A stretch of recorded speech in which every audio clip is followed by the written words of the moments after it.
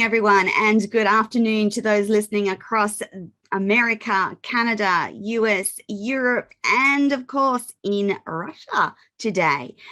We are back this week talking real estate with Amir Meshel. Now, before we start the show today, I want to remind you that Amir comes with a wealth of real estate knowledge and wisdom that he's gained since starting his real estate journey at the tender age of 16. Now, mind you, from about the age of 10, Amir had been watching his parents renovate for profit as he grew up. And at the age of 10, he saw this unfold in his parents' life. So by the time he was 16, he was hooked on real estate. And his real estate journey started with just $5,000. And he had the additional benefit of training with a big four Australian bank. And that set him on his journey investing in property over Australia, in New South Wales, in Tasmania, and Western Australia. And he had generated lots of profit from his real estate and decided that he needed to write about it. So he's also the author of Where's the Bees Blueprint, including how to appeal to the vendor that isn't ready, renovate for sale, master short-term accommodation without being a part-time cleaner, write an options contract, grow on LinkedIn, market using Clubhouse on Android and Apple iOS, monetize on Facebook and attract on Instagram, and also secretly grow your income in property without becoming a landlord. So Amir and I were talking about what we're going to talk about today on the show, and I actually thought that it would be a good idea to share with the audience the steps that Amir takes when looking at renovating property, because right at this moment in time, Amir is back in Oberon in southwest New South Wales, and he is renovating more of his own properties. And I thought it would be an interesting conversation to have Amir take us through the steps that he follows when he is renovating his own properties, the things that he does himself, the things that he outsources, and what's important. Good morning and welcome back to the show, Amir. Good morning, Tony. How are you? I am wonderful. As I said, I'm about to go on a 1-week holiday after some 2 years of not going anywhere, so I'm a little excited. But before I talk about being on holidays, I know that you're back in your town of choice, Oberon, and you're embarking on some more real estate renovation. And I thought it's a timely conversation for us to have about the steps that you take, what's important, I know from having talked to you, Amir, that you plan and you're methodical, and that doesn't apply just to the research around selecting the property, but it also relates to the process you follow. So let's start with a quick overview of selecting the property. Can you tell us about some key things that you look for? And I know we've talked about this before, but I think it's relevant as we go into talking about the property and the physical attributes of the property and what needs to change. So over to you, Amir. I'm going to reference Jim Carrey, if that's okay. That's fantastic. There's a great movie called Me, Myself, and Irene. It's a few years old now. Yeah. But Jim Carrey plays a father to several kids, but at least 2 of them are classified as genius. and Ah, they get into a helicopter and start flying it because they've played a computer game to fly a helicopter. So they learn by flipping through the manual and watching TV and watching computer games. I right. don't recommend that. However, in this little Tony TV episode, I Yes. thought I'd give you 3 very quick brush strokes, which is, if you think of it this way, Mm, there's a way to get your head straight to go, right, this is what I'm going to plan to do. yes. Then there's a next level, which is a little bit deeper, which is, Mm-hmm. okay, so now I've got it on paper or computer, I've written it down, I've stepped through it, I've measured it. Yes. And then that scribble, that kind of rough idea, Yes. you take through to the paid licensed professionals that action your Yes. great ideas. Yes. Hopefully they're great ideas.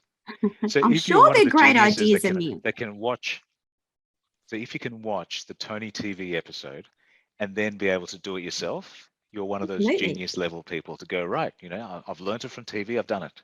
Yes. There's a few people that I'm in Oberon at the moment. Mm, I'm meeting people that are licensed to do the technical things that require years of training. yeah. For example, plumbers, Mm-hmm. electricians, Yes. asbestos assessors, asbestos removers, Yeah. um, mechanical or structural engineers, Very hydro important. engineers, town planners. So there's a list of trades that you would use that are specialists within that field. And you have to do it that way, Before, don't you, Amir? You can't cut corners yes and no. with specialist stuff like plumbing. There's some that you can do, yes, but there's other bits that you can't do. And we'll explore that as well, won't we? Exactly. So here's the thing. If you're doing the rough idea and you're deciding whether the property should be a property you buy, you're Mm-hmm. probably not going to spend $50,000 on your research. Now, Right. if you read Donald Trump's book on how he did his big New York developments and how he made millions and billions of dollars, you're talking a different scope because your Yes. purchase price is $100 million. So the cost of paying professionals $50,000 for a $100 million building, that makes sense. Yeah. If you're buying a $4 million house, so the average price in Sydney might be $2 to $4 million depending on the street and the suburb. Yes. If you're buying a $4 million house, spending 50,000 on a research is probably a waste, but Yeah. spending 5,000 is probably enough to cover you from the major risk. So for example, an asbestos assessment before you make an offer on the property might run up $400 to $1,000, Uh-huh. but it means you're getting a piece of paper to say, this is how much asbestos is in the property I'm thinking of buying. They're not going to drill holes in the wall and they're not going to dismantle half the house to see where the hidden bits are, but it'll give you Mm, a good rough starting point so that at least you know if it's worthwhile paying the professionals to go further. So I said I'm going to give you 3 different levels. The first yes. one is the broad stroke. So let's Uh-huh. do, if you think about somebody coming to a house, you normally visualize a tape measure, Yes. Yes. right? But that's not always the case. It's easy for you to work out how many steps forward to walk 10 meters. And then when you Uh-huh. walk into a room, you use your feet to go, right, 1, 2, 3, that's 3 meters. 1, 2, 3, 4, that's 4 meters. Yes. That rough idea of just the steps is good enough to give you a very, very rough idea of whether you can fit a queen size bed in the room or whether you can fit a king size bed in the room. You don't need to Right. get it to the nearest 10 centimeters or even the nearest 50 centimeters. But the first thing, especially when I do as a buyer's agent, I might do 50 inspections in 1 week. Ooh. As a person buying your only house, if you're only buying one house, you might do 6 inspections in a week. So Mm, it's a volume thing. If you were trying to get your tape measure out and write down notes on every place you'd go to, you'd run out of paper. yes. You'd literally be carrying a briefcase with you everywhere you went and started a new file. So it doesn't make sense because you're only buying one house. Uh-huh. So you get this briefcase of information, and by the time you've compiled everything, You confused? 99% have already sold. There's only one left anyway. So you may as well have just measured the one that you were probably going to buy in the first place. So Right. from a very, very broad stroke, and this applies to every state in Australia, every territory in Australia, you do the walkthrough. So you physically start from the street where the gate is, and then you walk as far as you can to the end of the property. Yes. And on your mobile phone, on your notes, you just say, so I start from outside and then work in. Yes. You start from the boundary and you just do the walk across all the way up to the furthest part of the, let's say it's a rectangular block. So you walk up to one side of the rectangle and you walk across to the other side of the rectangle. So you get the overall rough, big size. Then you do the same thing on the outside of the house. So if it's not a unit, if it's a house, then you're owning everything within the house area, but not counting the garage, just the actual living area. You just do the walk steps. Put that on your phone. So now you've only got 4 numbers. Yeah. The width and the length, Yes. and then the house, the width and the length. Yeah. You're going to get lots of these little walls and crevices and whatever. Estimate. Imagine there's just a square box or a rectangular box around it. Write those numbers down and then do the same thing on the inside. It doesn't really matter how big the hallway is, but it does matter how big the kitchen is, the lounge room, the bedrooms, bathroom, definitely. Most people don't think the bathroom size is important. It's actually one of the most expensive parts of the house to renovate. Yeah. Anywhere where you've got a wet area, whether it's a laundry or whether it's a kitchen or whether it's a bathroom or a toilet. Slow down on those. So actually spend more time getting those correct. Amir, just quickly. Why did I do that way? Yeah. I was just going to ask, when you're stepping out the boundaries, so we're outside the house, stepping out the boundaries, are there any red flags that cause you pause when you're doing that process? So I'm thinking big trees, I'm thinking proximity to sewage lines, those sorts of things. Are those some of the considerations when you're doing the rough, it's about this and it's about that size? No? No? It's just about there's a reason for that. Yes.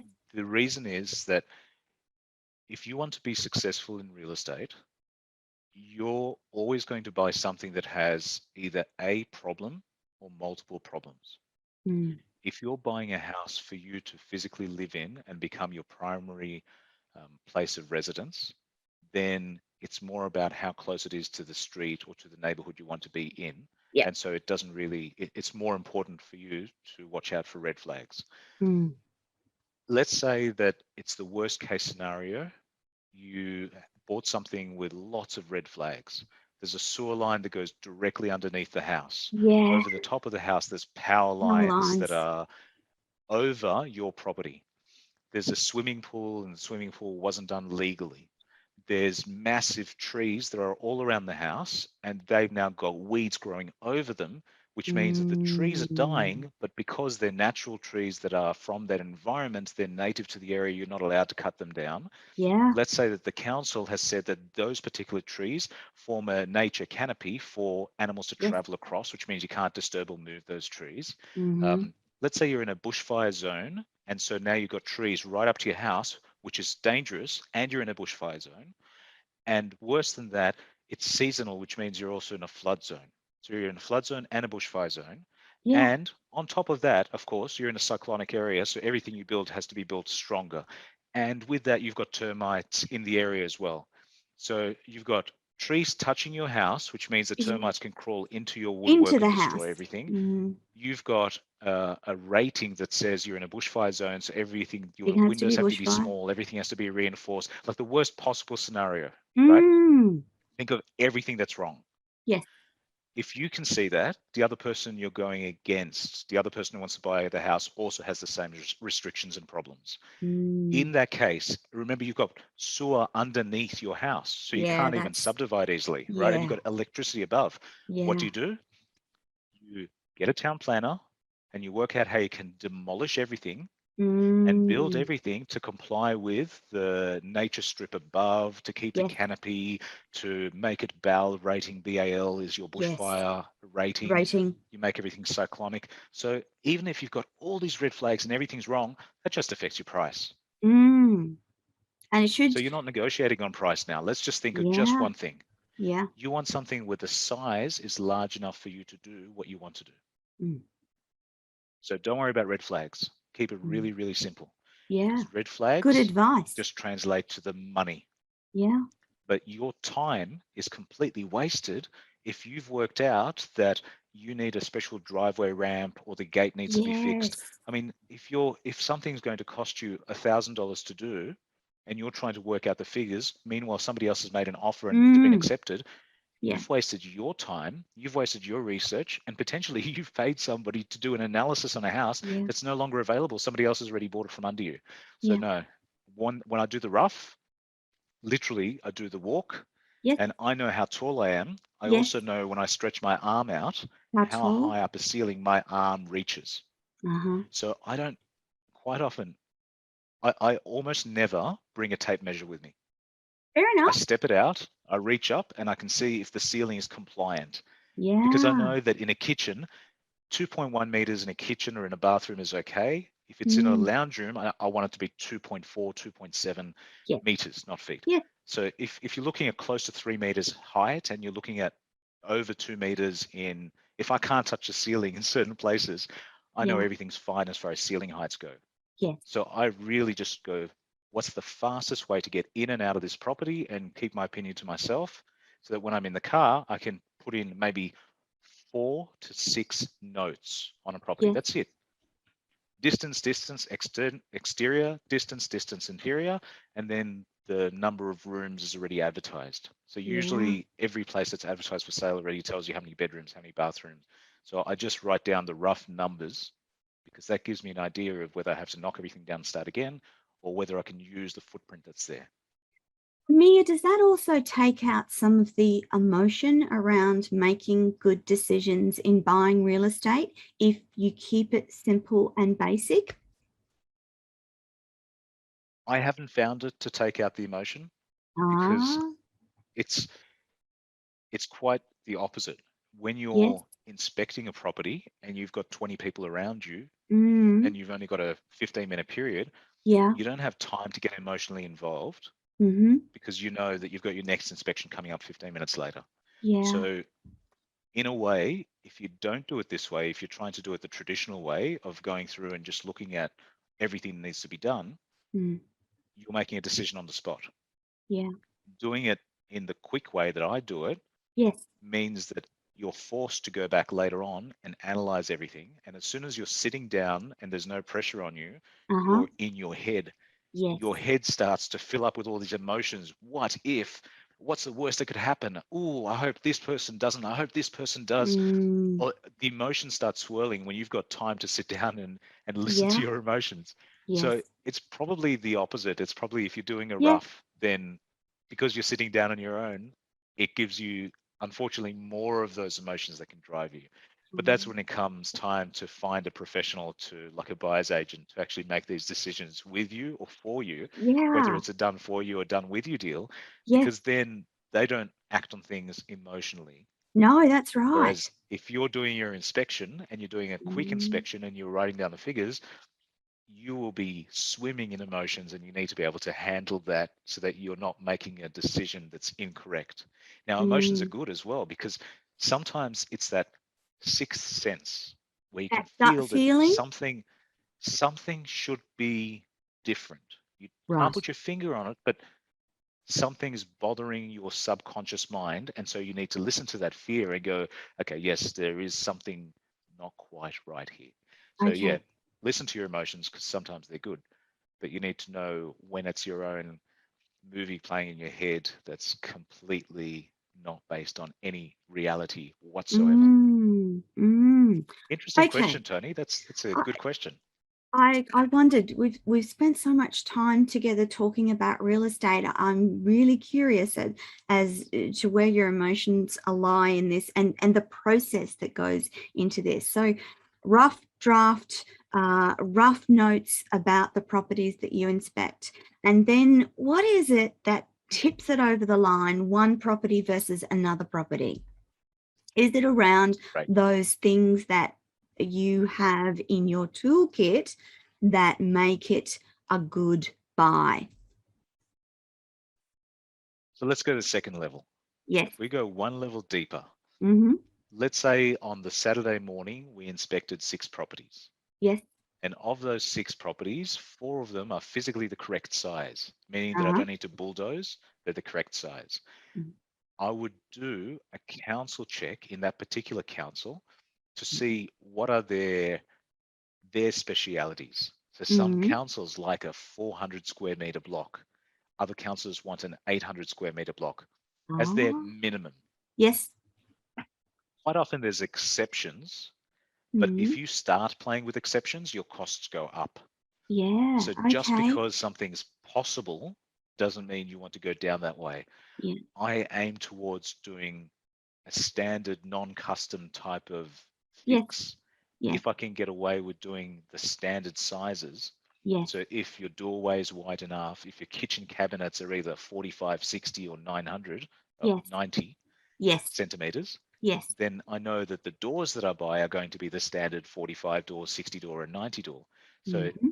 it just That keeps makes it kind of, easier, it doesn't keeps it? it easier to do the maths. It does, Yes. absolutely. Yes. And that is exactly the same when And I'm that looking has at an the impact. overall council bit, because the council bit, once I've worked out if the square, just from my feet, from the Mm-hmm. number of steps, if I have 400 square meters, 600, 800, and if the council likes 400, 600, 800. So That if makes 4 it out of the 6 of easier. them tick the basic boxes, Yes.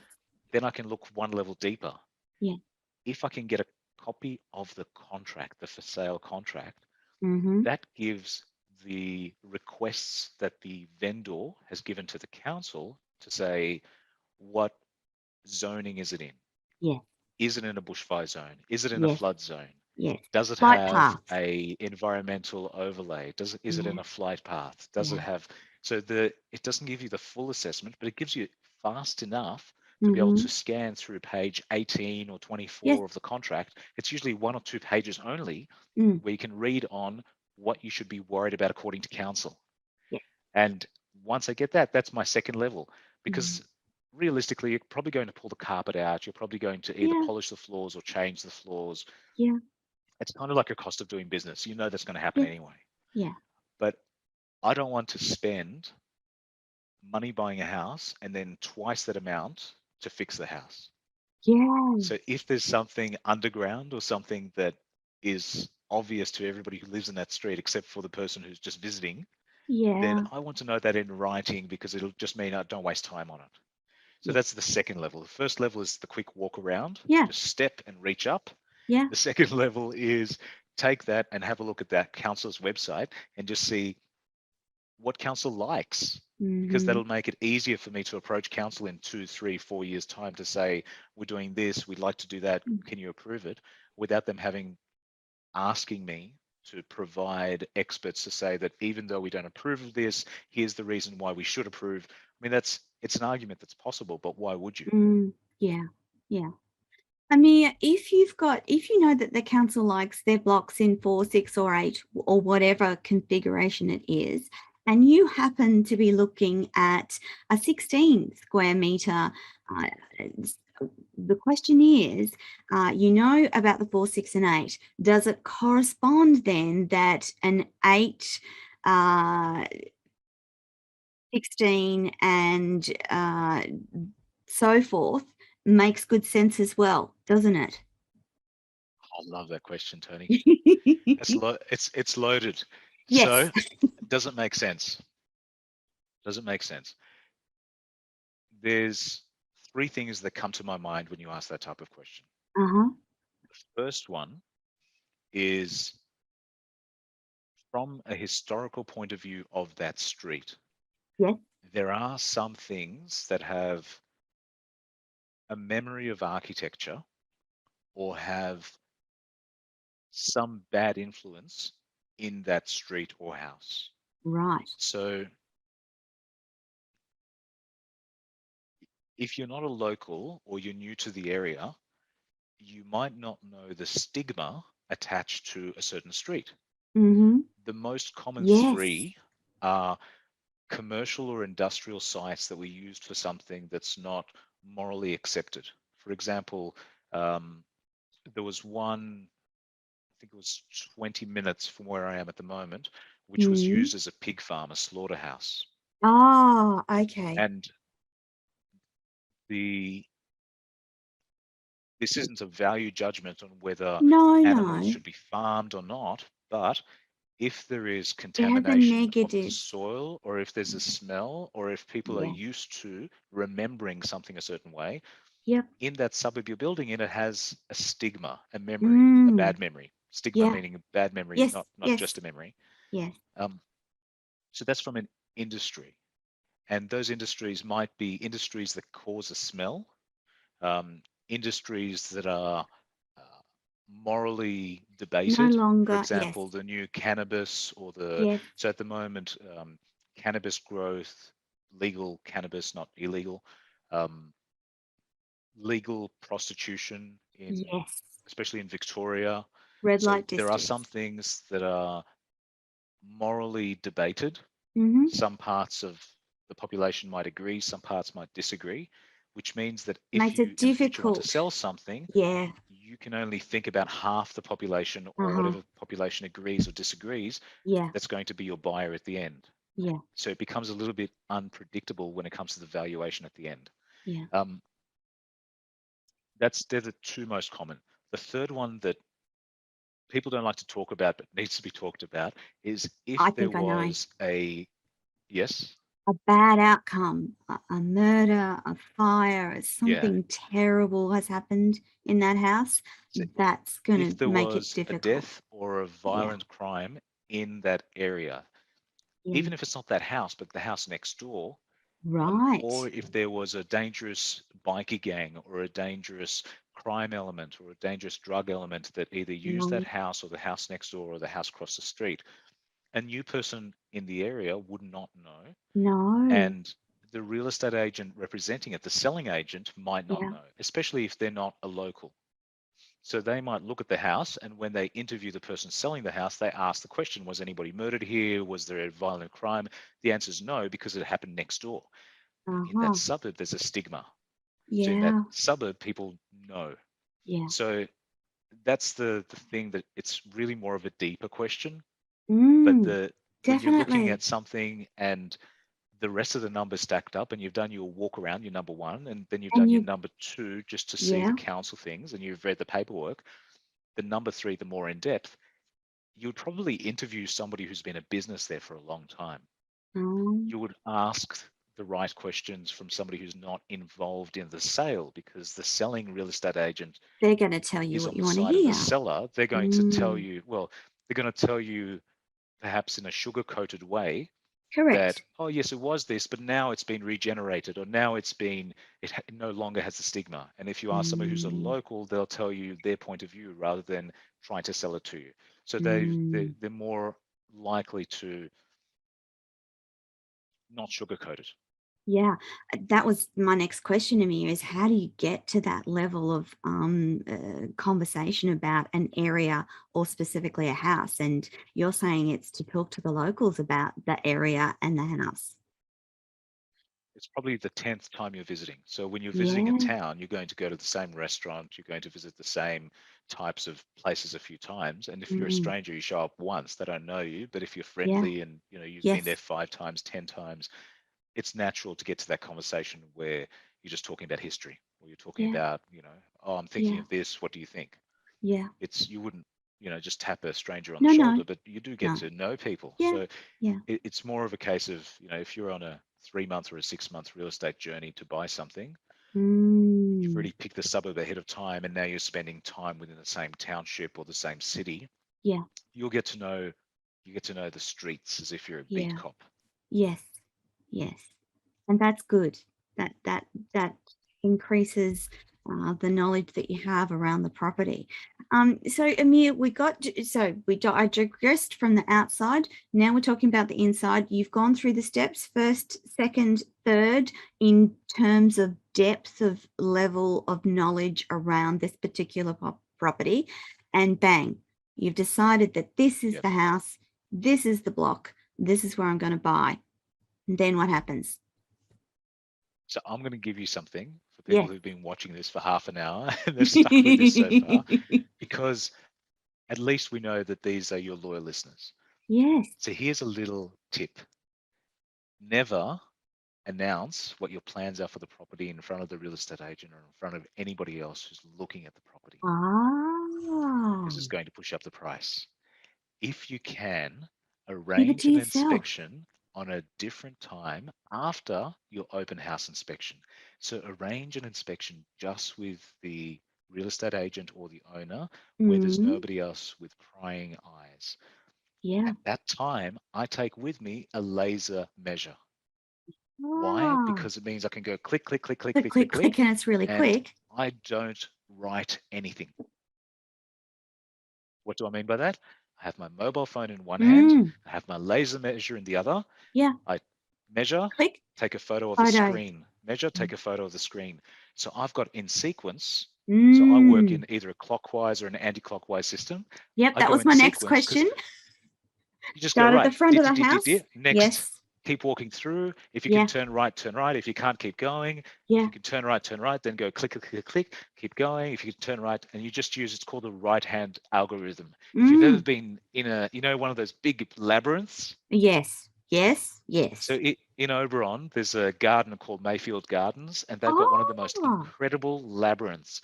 It is 3 meters tall, and it has only 3 ways of getting in and out, but you Oh, spend lovely. hours there. It is, I've been there a few times. It is the most fun. And then there's a watchtower That you directly in the can middle of the see. labyrinth. So Ah. so once you get through the maze to the middle, you climb Yes. up and you ring the bell to say you've made it. You take photos all around, and then you go back down, and then you try to find your way out to the back as well. It's Yeah. it's so much fun. Yeah. But it's the same trick in a For a labyrinth. house. If you're ever going to a place where you're not sure, you Mm. either choose your left hand algorithm or your right hand algorithm. You walk through, and anytime you can turn right, you do until you get Yeah. stuck to the end. And you go, right, I couldn't get out that way. So you retrace your steps and use your left hand algorithm to go around the other way until you're out Okay. again. Right. And that's it. That's Mm-hmm. all there is. Mm-hmm. Because then all you're doing in the private inspection, your Mm. mobile phone is taking a photo of the carpet, the Yeah. walls, anything that you find a little bit, man, that's going to need changing. Yeah. So anytime you come up with that type of stuff, you're using your mobile phone. Mm. And before you walk in, you take a What a great photo of the tip. letterbox to show you the number. So you're at number 36, you take a photo Mm. of 36, you do your walk through every room, you're taking a photo of your laser measure. You're Mm. out of there in 5 minutes to 15 minutes at the Yeah. most. Yeah. Yeah. Now, once you've got those numbers and you intuitively know you're going to use five tradespeople, five Yeah. people with a license. Yeah. Might be a carpenter, especially if you've got kitchen stuff to pull out, Yes. a plumber, an Mm-hmm. electrician, Mm-hmm. a flooring person, Yeah. and somebody who either works at heights or does the external paint work. Ah, yes. Yes. And they're going to ask you the same question: the number of meters, the number of windows, how big the windows are. All that kind of stuff can be worked later on when you're at home when somebody Uh-huh. doesn't have prying eyes on you. Now, that's a really good hint That's a and tip, great tip, because Amir. while you're doing that, you're punching it into your Excel file, because the cost of paint doesn't change much. The cost No. of carpet doesn't change much. And most of the numbers that you're going to work out are going to be per square meter. And Mm. guess what?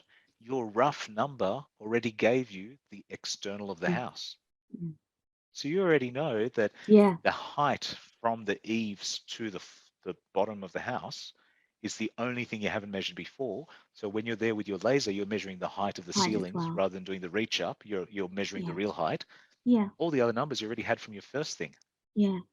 Amir, quick So guess what? question. Now your numbers come through your Excel sheet. Excel Yes. does all the work for you. Yeah. Absolutely. When you're, so for example, if you're looking at a bedroom, is there a standard size bedroom that you prefer that makes good sense? Is it 3 meters by 3 meters? Is it 3 meters by 4 meters?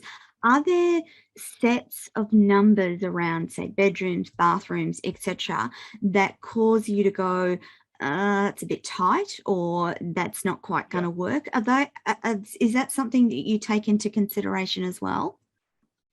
yeah, always. So in different states and Yes. territories around Australia, there's a legal minimum size of a bedroom, Mm-hmm. and in New South Wales, there's a legal maximum. So if Oh, your room is bigger than the maximum, it's not allowed to be called a bedroom. a bedroom. Yeah. I So I mean, see. you just have it'll become your lounge room or your second lounge room, Mm. which means when the bank comes through to do your valuation, you think you're comparing a 3-bedroom house to other 3-bedroom houses. The valuer comes Uh-huh. in and goes, you know what, this room's too big. That's going to be your formal living room, and then you've got another lounge room. So you're actually a Um, 2-bedroom house. So they'll do the bank valuation comparing your 2-bedroom houses to other 2-bedroom houses. So right. So you yeah, really need to there's a take little difference between you yeah. really need to be thinking about that and thinking if your value is there, no, actually, this is going to be a master ensuite walk-in robe and not a living room. Those sorts of things you have to sort of have nutted out. Yeah, just your imagination, Yes. because Okay. that's going so far down the track anyway. Yeah. That's when Yes. after you bought it, really. So Yeah. your first one is going to be the rough walk around. Your second one's going to be the walk around that gives you more of a definition of Yeah. how council likes things. Yes. And within that council thing, you're also going to think about what state it's in or what territory it's in, Mm. because buying Because they have in a diverse minimums. area in New South Wales or in Victoria or in Western Australia can be a great benefit as well. So as Mm. long as when you're asking the council questions, in your mind is also the how big, how small, what's the minimum, what's the Yeah. maximum, Yeah. that's just part of that section 2. Yes. Yeah. But the section 3, when you're looking at things, you're really at the stage where you're not getting an estimate from the licensed professional. You're just using Excel to Mm. multiply Yes. size in square meters by the estimated time it takes to do Yeah. a floor or a Yes. wall. So Yeah. you're including the Or the material amount cost, the of labor cost, carpet and you the need. yeah. Um, the other thing, Amir, I was just wondering quickly is, do you have an average rate that you pay for, say, tiling, an average rate that you pay for, say, carpet? Do you use those standards, give or take, depending on the house and the individual circumstances? But I'm Okay. guessing you have a generic idea that 10 square meters of carpet is going to cost X. 20 square meters of tile, that's a lot, it's going to cost X. Those numbers are in your spreadsheet, aren't they? That's right. They're in my Excel spreadsheet. And Yeah. when there's a shipping crisis or when there's the US had, this is really funny, the Yeah. US had a shortage of sand, meaning the type of sand that silicon comes out of that makes glass. So a year ago or Right. 2 years ago, the cost of glass manufacturing in the US went up dramatically because of the type of sand that can be processed to create glass. You can Wow. get sand to make glass from quite a few different sources, but some are Yeah. really cheap to make and some are more expensive to purify, to separate. So when the price of the big materials that you use, like glass, Mm, like the mm. iron ore, Yes. steel, timber, Yes. when those prices dramatically change, That has an I update impact. my Excel file. When they have a Oh. small change, who cares? Yeah. But Yeah. when they have a dramatical change, whether it's a Yeah. 25% increase or even a 50% increase, Yes. I update the Excel file because it does make a very big difference to whether I can afford to build or not. When Yes. the labor prices change, so when there's a Ah, big demand for builders and there like the isn't a big supply moment. of builders, it changes, that's right, it changes the hourly Mm. rate. So I update on the separate, so the worksheet has a Yeah. few different, the workbook has a few different Yes. worksheets and Yeah. I update the correct ones if it's a big enough difference for me to spend the time on it. But yeah, Okay. that's absolutely right. Yeah, Fascinating. good So question. we've got to the point where you've got it worked out. This is the house. This is what we're going to do. You've purchased, everything's all ready to go.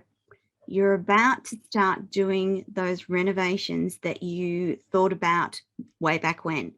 Where do you start? Yep. Is there an Amir sequence for renovation? Yeah. So I look at things from a risk avoidance or risk minimization point of view. Very good. So I think, okay, there's multiple ways to do things. So I tend to just think of two different ways. The Uh-huh. first way is a modular system, something that can be assembled by anybody, gets shipped or sent to the location and then assembled there. The second Right. one is to get a trade that can custom make everything on the site. Okay. So for each one of those two, for every job that has to be done, I do the quote for both Oh, because If you've hired somebody and that person has a higher paying job, and at the end, like a week before they're supposed to start, they pull out, you've also got option B, which is a quick Okay. delivery to site that can be installed by somebody who is classified as a laborer or as a handy person, or somebody that doesn't require the technical license, just requires the hours to assemble. So it's a plan A and a plan B, essentially. Except they're both simultaneous. So plan A Ah, includes the two options at the same time. The uh-huh. plan B is if those two things don't work, and that's usually when you uncover something Ah, and you go, hold yes. on, this won't support that. So plan B is outside what you can conceivably visualize because there's something hidden underneath another material. Flooring is a Gotcha. great example of that. Yes. Roofing is a great example of that. Yes. Outside exterior cladding is a great example of that. Sometimes you find that what you see on the outside is actually hiding a layer, a sheet of asbestos on the inside. And so you Ah, can't work with the outside or the inside. So the minute you do until it's done. something, the asbestos assessor comes out again and Mm. says, okay, it'll cost you this much money wise. It'll take for us to book somebody to come out to To you. do. It might delay the project by this and this. You don't know until you've started it. Mm. So you do your best to do the rough ideas. Mm. But the plan B is if something's uncovered, and in a contract term, it's called a variation, Ah. that's a plan B. The plan A is always you have two types of material or two types of people that can do the job Mm. successfully. Yeah. And as long as you work out your two prices, Mm-hmm. quite often they're actually the same price. They're just Yeah. two different options to do the same thing. Yes. So modular with somebody who's just got a license to assemble, Mm-hmm. or a licensed carpenter to come out, but they're really fast at doing and they've got all Yeah. the tools ready. Once you do the numbers, you might find that they're actually the same price. So it doesn't matter if you Yeah. pick option A or option B. You You'd just still get choose the who's job done. available to do the work Mm. first. And then if that person falls through, you've still got that second option to do the same thing. Yeah. Amir, when you're budgeting for renovation, do you have a contingency bucket of money for things that might go wrong or be delayed, or termites are in the corner of the bathroom, or do you have contingency I, funding? I do, and you Yeah. laugh, but my Okay. contingency is double the price of the job. So if the job is going to be 25,000, I've put in a 50,000 amount Cool. because if it's only 25,000, that's great. Yes. But if you've got a 20% difference available and something Mm. big happens, you've Yes. only got one choice, and that's Yes. just to dip into your second bucket. Yeah. If you've got twice the amount and something unexpected occurs, Uh-huh. you can actually use that time to redesign everything Yes. because then you go, okay, instead of doing this, I'm let's going to do a do complete this. structural overhaul. Mm-hmm. While we've got things removed, let's knock Yeah. down this wall, expand this out, and that always costs a lot more money. But if you come Yeah. in with the double the amount of what the price should be, That's another you're not good tip. using that money, but you've Yeah. got that ready. Yes. Then if something unexpected happens, then you actually use that spare money not just to do the Mm. job anyway, But to do it but to make better, more profit, essentially. Yeah. make more profit out of it. Because Yeah. your research will tell you if houses in the area require a double garage or a single garage, Yeah. if having an ensuite in every bedroom is worthwhile, or if it's Mm. overcapitalization, if Mm. houses that have 3 bedrooms and 1 bathroom are sufficient, or if they need 3 bathrooms with 3 bedrooms. But Yes. each of those things are so expensive you wouldn't do unless you have to. Really? Or Yeah. if you're going to knock out a large part of the footings and the floor, you've Yes. already got access to the piping. Mm. If you find out that there's a sewer line going underneath and you need to Yeah. concrete encase it before you do work, well, you may as well upgrade the services at the same time because That's the right. trenching is already going to be done by the same kind of Caterpillar Yes. machinery anyway. Yes. So once you've got Yes. the heavy machines there, upgrade everything Yeah. because the cost of the machinery there Yeah. is the You may majority as of the well. cost. That's right. Adding an extra bigger PVC pipe or three Yeah. PVC pipe, one for Yeah. electrical, one for plumbing, one for internet, Yeah. guess what? You're now creating something that is the top end of what people would expect, That's but right. nobody else in your neighborhood's going to pay for that. Yeah. But 80% of the cost is already just getting the machinery there, whether it's a Mm-hmm. crane, whether it's Yeah. earth moving equipment, whether it's concrete encasing. Mm. If you're going to do something and the unexpected amount thinks that it's going to be that it's definitely required, then you may Yes. as well do the calculations again and sit back and go, you know what, that's okay. We've I'm got a going to do, contingency in place that means that if we add value, it's the mm, same value as us yes. buying another property and renovating that, but on the one site. Mm, Decreases your time. And yeah. then you can have a crew of 6, 10 people there on the Yeah. same week Yeah. and get everything done at the same time. Yeah. Because the minute you're bringing in earth moving or anything along those That's lines, expensive. in most councils, they're going Mm, to require a special type of certification. They mm, classify it as structural instead of just yes. cosmetic. So you're moving up the tiers anyway. Yeah. The Yeah. material costs, the things you're putting in the ground, might be an extra $1,000 only. The Mm, equipment hire might be $10,000. yeah. So yeah, I put in a contingency plan, which is twice the Okay. amount of how much the renovation is going to cost. Yeah. I mean, in thinking about the renovations, now I know that you've done lots of renovations yourself, so you've got quite a lot of expertise yourself. How do you choose what you do yourself and what you pay someone to do? What are your considerations in that scenario? I watched my parents when they were renovating Yes. when I was young. Yeah. My father flew overseas. My ancestry, my family's from Poland. So my father Mm. flew overseas and helped my grandmother and her house do the whole renovation, strip out everything, waterproof everything, paint everything, Uh-huh. install kitchens, flooring, and all that type of stuff himself. So I know that everything is possible, and especially these days, Mm. Tony, with YouTube, Yeah. most Yes. things that you're They're buying the materials absolutely. that are pre-mixed.